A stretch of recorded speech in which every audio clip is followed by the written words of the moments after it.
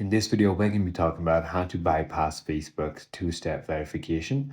While bypassing two-factor authentication in the sense of a security circumvention is not supported by Facebook because of security purposes, of course. And the official method for regaining access if you lose your primary 2FA methods are possible using recovery codes or alternative login methods or confirming your identity with Facebook support.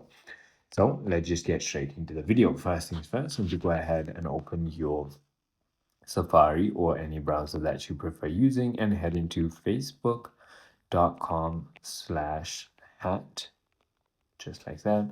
And then click on next and you'll be proceeded to this page where you want to simply select someone else got into my account, click on continue, and then follow along with the prompt until they will go ahead and send you a verification code to your phone or your email. And there's also going to be an option where you can say I don't have access, and then they'll go ahead and contact you through support.